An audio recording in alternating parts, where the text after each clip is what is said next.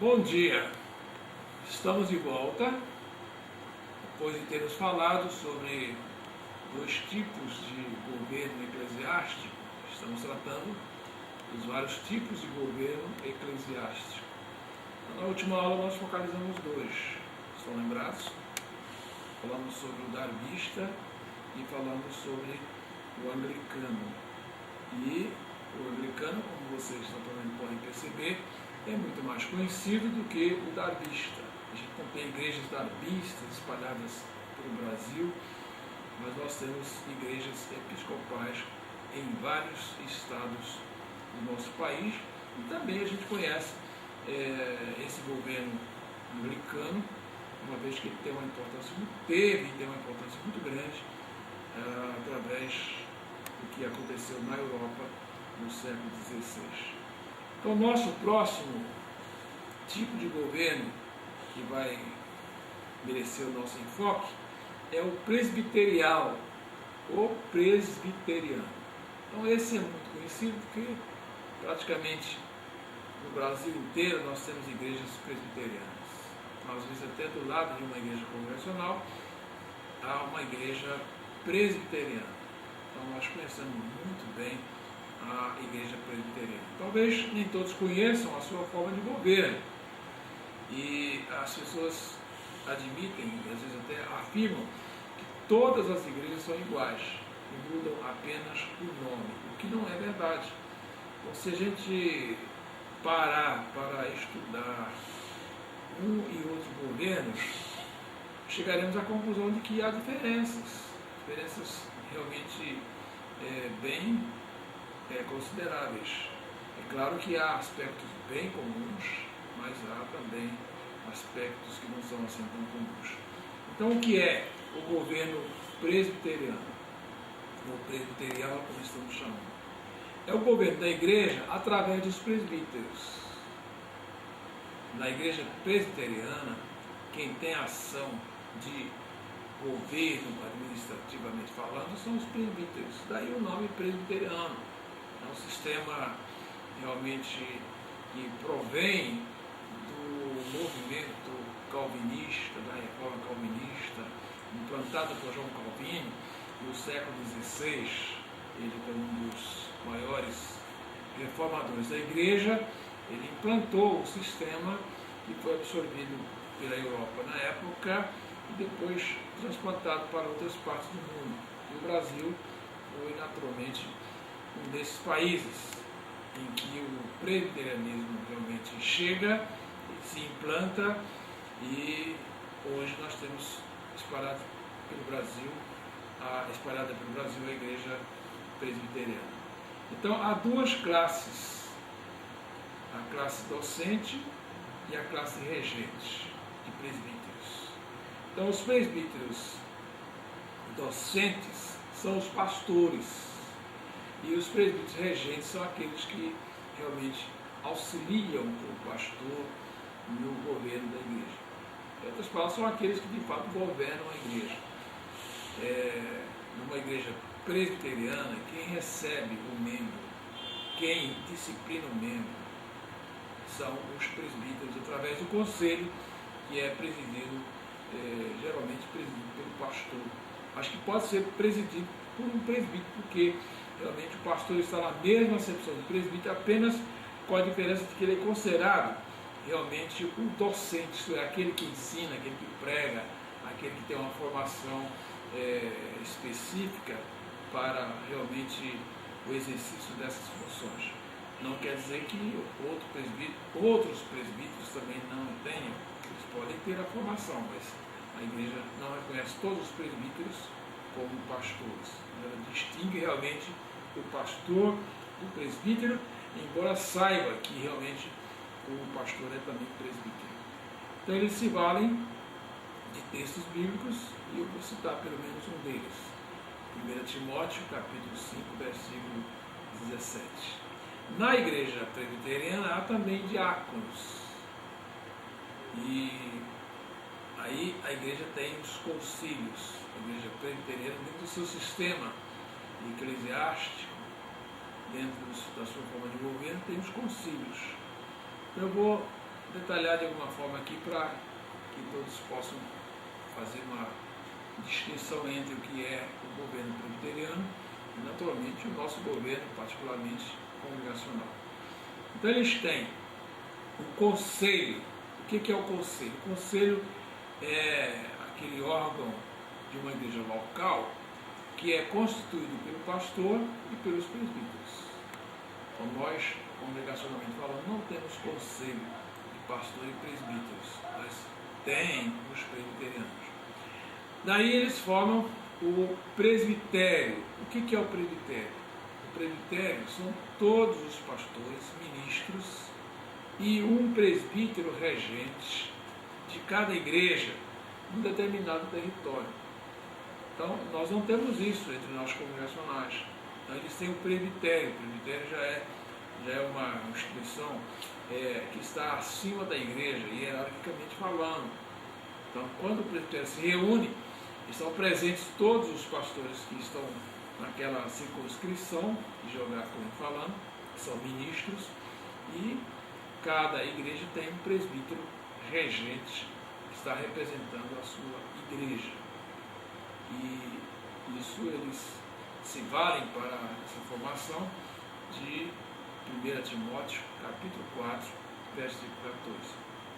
Então, veja bem, eles têm um conselho local, eles têm o presbitério, já é um âmbito maior do que a igreja, como se fosse uma região eclesiástica, geograficamente falando. Depois tem o sínodo. O que é o sínodo? O sínodo ele compreende pelo menos 3 presbitérios e se compõe de ministros e presbíteros. Então o sínodo já está acima do presbitério, né? O presbitério está acima do conselho e logo depois vem o Supremo Conselho, que está acima do sínodo. Então o sínodo, como eu dizia, ele é compreendido pelo menos por 3 presbitérios. Então 3 presbitérios formam o sínodo, que é convocado para as decisões que realmente são da competência deste órgão. E tem lá a presença de ministros e presbíteros. Aí vem depois o Supremo Concílio. Já ouviu falar? O Supremo Concílio poderia se equiparar à nossa Assembleia Geral do governo da nossa denominação. Então, o Supremo Concílio é o poder maior da igreja. A igreja tem o conselho, os presbíteros, a igreja presbiteriana tem o presbitério, a igreja presbiteriana tem o sínodo, e lá na ponta, acima de tudo e de todos, com o poder maior nesse sistema, está o Supremo Concílio. Então, para isso, eles usam o texto de Atos, capítulo 15, e se reportam aos versículos 6 e depois os versículos 23 a 30. Então, eles acham nesses textos citados base para essa afirmação da existência e da necessidade do concílio chamado Supremo Concílio. Essa é realmente, quando eles se reúnem, as decisões tomadas ali, elas são finais e devem ser acatadas por todos os presbiterianos. Então, o Supremo Concílio tem o poder de decidir em último escalão. Então não cabe recurso, né, porque já é realmente como se fosse o nosso Supremo Tribunal. Então isso aí, retratado em poucas palavras, é retratado o sistema de governo presbiteriano. Vejam que ele é diferente dos 2 primeiros que eu mencionei, do sistema episcopal e do outro, que foi o nosso primeiro a ser focalizado. Bem, aí vem o 4º sistema, ou a 4ª forma de governo eclesiástico. Qual é? É a nossa. Se você é congregacional, então você já conhece realmente o nosso sistema, que é o sistema de independência, semelhante ao batista. Sistema de independência. Cada igreja é autônoma e independente. Então, são 2 palavras que são usadas tanto entre nós congregacionais como entre os batistas. As igrejas são autônomas e são independentes. Então, nesse caso, todo o poder legislativo reside exclusivamente com os membros da igreja. Então, não é realmente uma divisão de poderes. O pastor e os oficiais têm o poder, a diretoria da igreja tem poder e a Assembleia tem poder. Não é assim. A Assembleia é o poder máximo da igreja congregacional. Então é ela que tem realmente o poder de legislar e ela que tem o poder de decidir, né? Em última instância é ela, e não uma representação criada pela igreja que atribui àquele corpo a responsabilidade de decidir as questões da igreja. Então, qual é a base bíblica? Interessante que os presbiterianos têm base bíblica, os anglicanos têm base bíblica, os darwistas alegam que têm base bíblica e nós também alegamos que temos base bíblica, né? Os congregacionais têm base bíblica e tem de fato. Você pega Atos capítulo 1, versículos 23 a 26, logo no início do livro. Você pega Atos capítulo 15, versículos 2 e 3, e compare, por exemplo, com Atos 6, 1 e 6. Então você vai perceber realmente que ali está a presença da igreja, os fiéis reunidos tomando decisões em nome da própria comunidade. Então não é um grupo. Vejam que quando a gente lê Atos capítulo 6, aquele problema realmente, aquele conflito, primeiro conflito que nós temos conhecimento na existência da igreja, os apóstolos foram procurados para interferir e apresentar uma solução para que o conflito desaparecesse. Então, o que eles fizeram? Eles disseram que eles,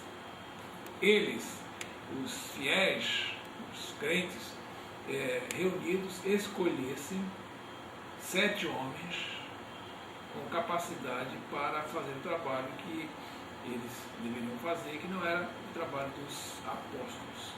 Aí o texto diz que eles escolheram, dentro do grupo, 7 homens, então os apóstolos vieram depois e puseram as mãos sobre eles, e eles então passaram a exercer a atividade para a qual foram escolhidos. E assim a gente vê em outros textos, realmente, essa colocação. Mateus, as palavras de Jesus, Mateus 18, 17 e 18, Jesus fala inclusive de disciplina que deve ser aplicada pela igreja. Jesus fala a respeito disso, um texto que é muito usado para orientar a igreja sobre a maneira como a igreja deve proceder na disciplina dos seus membros. 1 Coríntios, capítulo 5, versículos 1 a 13, Paulo escrevendo à igreja, orientando a igreja no procedimento a respeito de um irmão lá que realmente precisava ser disciplinado, e Paulo recomenda que a igreja se reunisse. Ele não disse ali naquela carta, na parte dessa carta aos Coríntios, que um grupo de presbíteros, um grupo de anciãos realmente se reunisse e tomasse as decisões em nome da igreja. Ele realmente recomenda que a igreja se reúna e então a igreja decida, e isso de fato ocorreu. Também a gente retorna a Atos, capítulo 15, versículo 4, e vai encontrar realmente a igreja outra vez reunida e tomando decisões. Por último, eu citaria Atos capítulo 13, versículo 1 e 2, um texto muito usado, que ele fala da separação de Barnabé e Paulo, então Saulo, para a obra missionária. E quem faz a separação? Quem realmente está enviando aqueles 2 homens para aquele primeiro grande empreendimento missionário, a igreja? E citaria, para nós encerrarmos, o nacional, o estatal, que se baseia na premissa de que a igreja é uma associação voluntária como o Estado. As igrejas locais são meramente subdivisões da Igreja Nacional. O Estado tem o direito de reformar o culto público, resolver questões de doutrina e prática e convocar assembleias. A igreja local não tem esse direito. Isto é tão conhecido entre nós, mas existe, especialmente fora do Brasil, né, a Igreja Estatal. E, para concluir, a Igreja Católica Romana. Qual é o governo católico romano? É o governo realmente centrado no clero. E esse clero é o que dirige a igreja. É o Papa, são os cardeais, é o Conselho de Bispos, que no Brasil nós temos a CNBB, os concílios, e nesses concílios o conclave para a eleição do Papa. E o consistório, que é quando o Papa, na sua atividade, convoca os cardeais para a tomada de decisões. Então vocês percebem que no sistema católico o povo não aparece para nenhuma decisão, nenhuma. Então quando se fala a Igreja Católica, é realmente o clero, e sobretudo o alto clero, porque o baixo clero não atua. Padre, monsenhor, esses não têm ação decisória na Igreja Católica Apostólica Romana. Os que decidem na igreja são aqueles que formam o alto clero. Então é realmente um sistema hierárquico, de cima para baixo, e os fiéis católicos não têm nenhuma participação. De modo que, com esta palavra sobre esse último modo, que é o católico romano, nós colocamos para vocês esses 6 tipos de governos eclesiásticos. Então está aí para vocês realmente tomarem conhecimento, e aqueles que são congregacionais se firmarem, né, no sistema congregacional, por admitir que realmente ele tem base bíblica, é o que nós abraçamos e que nós precisamos de fato defender. Tá? Eu terminaria fazendo algumas perguntas para a reflexão de vocês.